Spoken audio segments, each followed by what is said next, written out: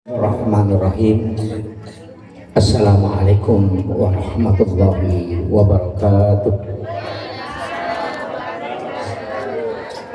Alhamdulillah, alhamdulillahirabbil alamin. Wassalatu wassalamu ala asyrafil anbiya wal mursalin sayyidina wa maulana wa habibina wa syafi'ina wa ala alihi wa ashabihi wa sahabatihi ajma'in. Allahumma salli ala sayyidina Muhammadin tibil qulubi wa dawaiha wa afiyatil abdani wa shifaiha wa nuril absari wa diyaiha wa ala alihi wa sahbihi wasallim. Sahabat-sahabatku semua yang hadir di acara Bistino guys, sahabat dari Nahdlatul Ulama dan terkhusus kepada seluruh pengunjung Warkop Indraloka. Jadi malam hari ini kita bersilaturahmi sambil mendengarkan musik-musik Islami sekaligus mendengarkan ta'lim singkat. Jadi saya mengucapkan terima kasih atas kesempatan yang telah diluangkan waktu sahabat-sahabat datang di acara kita pada malam hari ini. Alhamdulillah, saya tidak panjang lebar karena acara ini sampai jam 10 malam. Ini sudah menjelang jam 10. Kita sambil nyantai, saya ingin memberikan beberapa nasihat, terutama juga kepada diri saya sendiri. Kita sebagai manusia itu ada 3. Janganlah menjadi manusia yang memberikan beban kepada orang lain. Jadi kita ini ada yang seperti makanan, ada yang seperti obat. Jadi kalau manusia yang seperti makanan setiap waktu dibutuhkan dan bisa memberikan kesenangan. Kalau manusia yang bersifat seperti obat sewaktu-waktu dibutuhkan. Jadi tidak selamanya dibutuhkan. Tapi janganlah menjadi seperti penyakit yang tidak diinginkan kehadirannya. Dan saya sampaikan bahwa janganlah menjadi seorang yang seperti wasit pemain sepak bola yang berlari ke sana kemari hanya mencari kesalahan orang. Wasit sepak bola itu berlari mengelilingi lapangan hanya mencari kesalahan orang. Jadi jangan sampai hidup kita ini senantiasa berlari ke sana kemari hanya untuk mencari aib orang lain. Tetaplah melakukan kebaikan dimanapun kita berada, dan sesusah apapun, maka insya Allah jangan menunggu untuk dipuji oleh orang lain.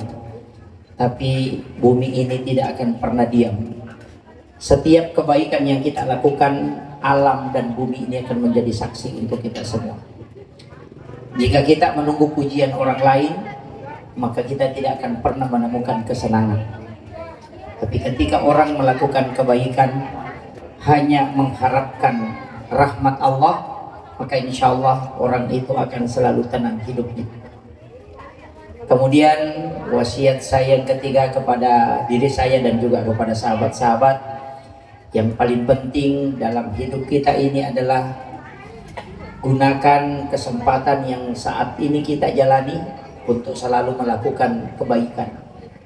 Bersedekahlah di saat miskin, karena tidak pernah orang miskin ketika dia bersedekah, ketika dia kaya tidak bisa mengalahkan sedekahnya di waktu miskin. Karena orang miskin ketika sedekah itu pasti banyak nilainya, bukan jumlahnya yang dihitung. Agama itu selalu melihat persennya. Makanya zakat itu 2,5%. Orang punya harta 1 miliar, itu zakatnya tetap 2,5%. Orang punya harta 100 miliar, tetap zakatnya 2,5%. Agama itu bicara persen, bukan melihat dalam jumlah total. Itulah sehingga ketika engkau miskin maka bersedekahlah. Ketika orang miskin bersedekah 5.000 karena punya uang 10.000, berarti 50% hartanya disedekahkan.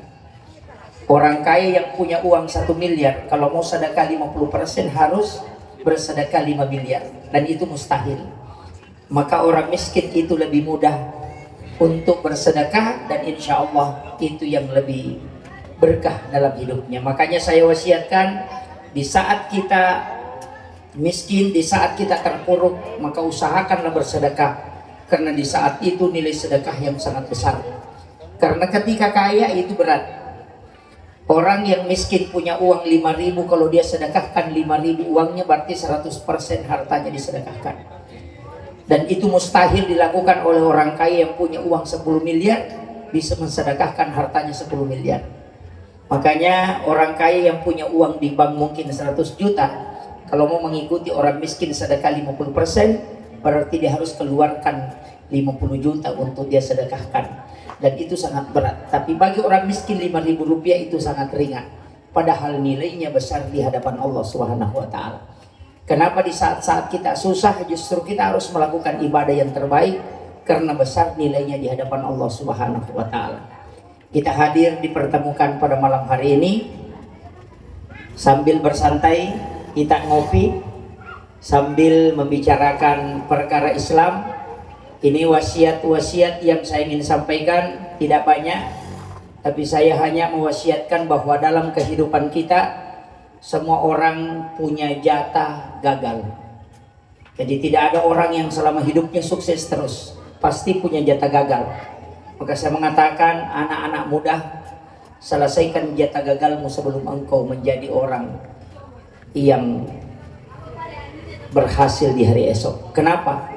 Karena ketika muda menyelesaikan jatah gagal, nanti di hari tua engkau akan sukses selamanya. Itu kunci sebenarnya. Makanya teruslah berbuat, karena orang yang dikenang itu mereka yang berbuat, bukan mereka yang ngomong. Karena bicara itu sebenarnya tidak banyak hasilnya. Mestinya kita banyak melakukan kebaikan, dan orang yang banyak melakukan kebaikan itu disebut jasa, dan jasa itulah yang tidak pernah diambil alih oleh orang lain. Jika kita melakukan kebaikan, tidak akan pernah pindah kebaikan yang kita lakukan itu untuk diakui oleh orang lain. Maka teruslah melakukan kebaikan supaya kita banyak jasa, karena orang yang banyak jasa akan mendapatkan keselamatan bukan hanya di dunia tapi juga di akhirat. Karena dalam hidup ini kita hanya hidup sekali, tapi memaksimalkan hidup itu untuk melakukan kebaikan, maka itu sangat bernilai. Jadi kita jangan mengatakan saya tidak punya. Semua orang bisa melakukan kebaikan dimanapun dia berada dan apapun posisinya. Ketika kita menunggu untuk menjadi orang yang terbaik kemudian baru mau melakukan kebaikan, itu tidak bisa. Kemudian saya juga wasiatkan, setiap kegiatan yang kita lakukan harus disandarkan sebagai ibadah kepada Allah Subhanahu wa ta'ala. Jangan sampai segala kebaikan yang kita lakukan itu rusak hanya karena banyak penilaian-penilaian orang yang menyebabkan kita kecewa terhadap kebaikan yang kita lakukan. Jangan pernah terpengaruh dengan penilaian orang lain. Saya sering mengatakan begini, ketika ada orang iri ketika kita melakukan kebaikan, atau sering orang itu mencaci maki kita, tidak usah khawatir, karena orang yang dicaci maki justru sebenarnya adalah alamat supaya dia bisa doanya mustajabah. Ibu-ibu, ketika ada yang mencaci maki, ketika ada yang menganiaya, sebenarnya itu adalah tiket VIP yang diberikan oleh Allah Subhanahu wa ta'ala supaya doa kita mustajabah. Kadangkala doa kita tidak diterima oleh Allah karena mungkin banyak penghalang. Maka Allah mengutus orang yang mencaci maki kita, dan di saat kita dicaci maki, maka kita merasa teraniaya, dan di saat itulah pintu langit terbuka, dan siapa yang berdoa maka pasti doanya mustajabah. Jangan pernah melihat cacian orang, tapi lihat itu sebagai tiket VIP untuk doa kita mustajabah di hadapan Allah. Kadangkala orang ketika dicaci justru habis waktunya, energinya menilai cacian orang, padahal dia sebenarnya diberikan alamat, diberikan khususnya supaya dia bisa berdoa kepada Allah, dan itu pasti doanya mustajabah. Karena orang yang teraniaya itu doanya mustajabah. Makanya bersyukurlah ketika ada orang menganiaya kita dalam hal ini mencaci, karena itu adalah alamat bahwa Allah Subhanahu wa taala menginginkan kita naik ke langit untuk memohon kepadanya. Kadangkala kita menghabiskan energi hanya karena melihat penilaian orang. Orang yang seperti itu hidupnya banyak mengalami penyakit yang menyebabkan hidupnya itu seakan-akan tidak berguna. Maka saya wasiatkan, apa yang kita lakukan pada malam hari ini, tidak semua orang sepakat, tidak semua orang mengatakan itu baik, tapi tetaplah bergerak dengan niat melakukan kebaikan. Dimanapun kita harus senantiasa memberikan nasihat-nasihat. Jangan mengatakan harus di masjid. Dimanapun kita di tempat-tempat seperti ini sambil santai, mungkin kita bisa mendapatkan hidayah, bisa mendapatkan ilmu-ilmu yang bisa kita gunakan dalam kehidupan. Kenapa? Karena hidup ini ilmu itu bertebaran di mana-mana dan bisa diambil kapan dan di mana saja. Jangan mengatakan nanti dakwah itu bisa dijalankan di masjid, tapi di warkop-warkop kita juga bisa berdakwah. Di mana-mana kita bisa berdakwah, di mana-mana kita bisa memberi nasihat. Jadi jangan membatasi nasihat hanya di tempat-tempat ibadah, tapi tempat-tempat seperti ini itu bagus. Kita santai sambil mendengarkan nasihat-nasihat singkat, karena itu biasa yang paling bekas. Sahabat sekalian, kemudian wasiat saya yang keempat, ini mungkin yang tidak kalah pentingnya, bahwa dalam hidup kita tidak selamanya kita mengalami kehidupan yang indah. Kadangkala menghadapi masalah-masalah, tapi sebenarnya masalah itu didatangkan Allah bukan untuk membuat kita jatuh, tapi justru membuat kita menjadi semakin kokoh. Pohon yang sering diterpa angin itu justru akarnya semakin kuat. Pelaut yang ulung itu bukan karena mereka pernah lewat di pinggir laut, tapi karena mereka pernah menghadapi ombak yang besar. Artinya manusia yang hebat itu bukan karena mereka tidak pernah mengalami kegagalan, tapi justru karena banyaknya peristiwa yang dialami sehingga dia dianggap menjadi orang yang hebat. Makanya jangan katakan ketika kita gagal bahwa saya gagal. Sebenarnya tidak. Kita tidak gagal, tapi kita telah diberikan ilmu oleh Allah menghadapi suatu masalah. Dan tidak ada sesuatu yang diberikan oleh Allah kecuali kita mampu menghadapi. La yukallifullahu nafsan illa usaha. Itu penting. Karena kenapa? Kadangkala kita menghadapi masalah langsung kita drop. Jangan. Itu sebenarnya isyarat supaya kita menjadi orang yang hebat, orang yang kuat. Makanya saya mengatakan tadi, pelaut yang ulung bukan karena menghadapi ombak kecil, tapi karena mereka pernah dibanting oleh ombak yang besar. Maka orang yang hebat adalah orang yang jatuh bangun, tapi mereka tetap berdiri kokoh dengan mengatakan bahwa saya bisa. Itulah orang yang sukses sesungguhnya. Bukan orang yang tidak pernah menghadapi masalah, tapi mereka yang bergelut dengan berbagai macam masalah. Dan ingat, Allah tidak melihat nilai, tapi dia melihat proses. Makanya orang barat mengatakan the process is a good in product. Bahwa proses itu lebih bagus daripada produk. Artinya, berproseslah dalam hidup ini karena bukan dilihat hasilnya. Seandainya hasil yang dilihat, maka seorang dai tidak diberikan pahala kecuali ada jemaahnya yang sholat ketika dia ceramah tentang sholat. Tapi dai diberi pahala karena memberi nasihat, bukan karena jemaahnya melakukan kebaikan. Hanya saja ketika kita menuntun orang untuk melakukan kebaikan dan bisa melakukan kebaikan dari usaha kita, maka Allah memberikan hadiah. Maka jangan pernah kecewa ketika memberi nasihat. Kita bukan siapa-siapa. Untuk teman-temanku, sahabat-sahabatku para dai, jangan pernah kecewa ketika memberi nasihat kemudian tidak diterima. Rasulullah saja yang didampingi oleh malaikat Jibril dan punya mukjizat dan diberikan Al-Quran langsung, tetap masih banyak yang mencacinya.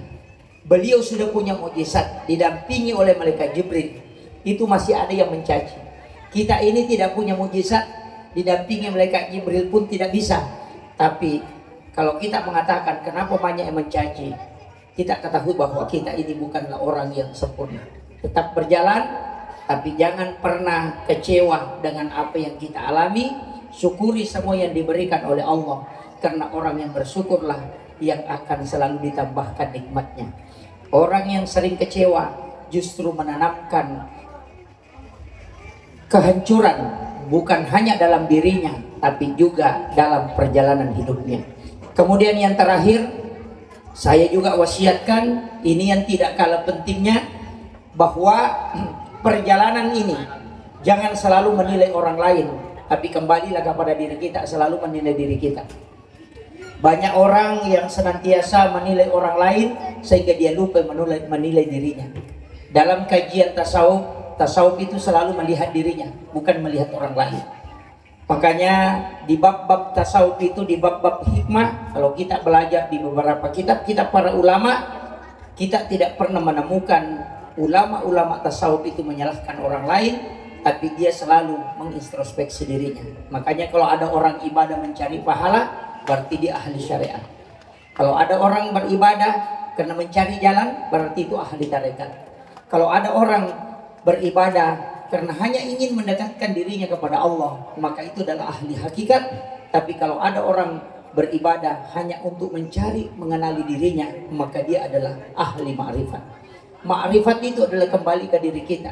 Kadangkala kita menyalahkan orang padahal kita yang salah. Ada orang posting makanan, kemudian dia mengatakan, alhamdulillah hari ini kami ditraktir. Langsung kita bikin komen mengatakan melo siacen. Padahal ternyata melo yacen ini malah saat ya Pak Dena yang liki mandre. Ini kadangkala ada orang ke tanah suci melaksanakan ibadah umrah, selesai tawaf, kemudian dia memposting bahwa kita di Baitullah. Kemudian dia mengatakan, tidak nawa dia pita-pitan narik melakukan kebaikan di tanah suci. Sebenarnya bukan itu tujuan kita menegur mereka, tapi karena mungkin kita kecewa karena tidak diberi kesempatan datang bersilaturahmi ke sana. Kadangkala hati kita yang rusak, tapi kita salahkan orang. Ini kadangkala muncul, kita selalu merasa bahwa orang ini begini, padahal sebenarnya kita yang sakit. Makanya satu kuncinya, ketika orang mendapatkan nikmat kemudian kita merasa risih, berarti sebenarnya kita ini adalah sakit. Nah, biasa melihat atau beli bola nasana cicil nih, padahal ternyata udah dia suruh wajah. Ini kadangkala makanya saya sampaikan, setiap masalah yang kita hadapi, hadapilah dengan senyuman, hadapi dengan penuh keridhaan. Karena beban itu, kalau kita menghadapi beban, sesekali kita letakkan beban itu. Aja tapi kiri kok ke masalah tak. Karena sebenarnya memikirkan beban atau memikirkan masalah justru membuat rumit kehidupan. Maka di guruta, ya kau ke masalah mau hadapi, sesekali letakkan masalah itu, jangan kau pikirkan. Karena ketika kau pikirkan justru itu menjadi beban berat. Beban hidup ini hanya sesekali kita harus lepaskan supaya kita merasa ringan. Ketika kita tidak punya apa-apa, mungkin banyak sahabat kita tidak datang menemui kita. Bersyukurlah ketika ibu miskin kemudian tidak didatangi sahabat. Kenapa? Karena ketika kita miskin kemudian banyak sahabat yang datang, mungkin kita tidak bisa kasih makanan. Makanya orang yang bangkrut itu kalau tidak banyak sahabatnya bersyukur, karena tidak ada lagi yang ditraktir. Kayaknya orang sukses kemudian banyak sahabatnya, bersyukurlah karena bisa bersedekah. Itu kuncinya. Artinya apa? Hidup ini hadapi dengan penuh senyuman dan selalulah merasa bahwa inilah pilihan terbaik yang diberikan oleh Allah. Dan jangan pernah takut melakukan kebaikan, karena pasti bumi ini akan menjadi saksi selamanya. Saya kira ini yang penting saya sampaikan. Selamat menikmati hidangan yang ada, dan saya juga mengucapkan terima kasih kepada pemilik Warkop Indraloka. Di sini keluarga saya ternyata yang punya. Nah, itu. Hanya tadi alhamdulillah saya bisa bersyukur bisa datang ke sini, dan sahabat-sahabatku semua, terutama Adinda Akilah. Terima kasih Nanda sudah menyempatkan waktu untuk menyumbangkan lagu-lagu religi, dan juga kepada sahabat Ucok sudah membersamai kami sudah 7 bulan kami bergerak, dan insya Allah bulan depan kita akan lanjut nanti ke Kanda Aspin yang menentukan lokasinya. Insya Allah tanggal 23 Desember itu malam Ahad saya kosongkan, karena itu insya Allah sudah saya kosongkan sampai 6 bulan ke depan untuk setiap kegiatan-kegiatan Destino guys. Saya mohon maaf kepada sahabat, bulan lalu saya tidak sempat hadir karena persoalan pesawat dari Batu Licin itu tidak ada penerbangan hari Jumat, makanya saya tidak bisa bergabung kemarin. Saya mohon maaf pada seluruh sahabat-sahabat karena tidak bisa bersamai bulan lalu. Saya kira ini wasiat saya, dan mohon doakan kami di Nahdlatul Ulama sehingga tetap bisa melakukan kebaikan dan terutama bisa mendakwahkan ajaran Islam yang rahmatan lil alamin, ajaran Islam yang ramah, yang moderat, dan senantiasa menyampaikan amalia-amalia Ahlus Sunnah wal Jamaah Nahdliyah khususnya di bumi Nenek Malomo.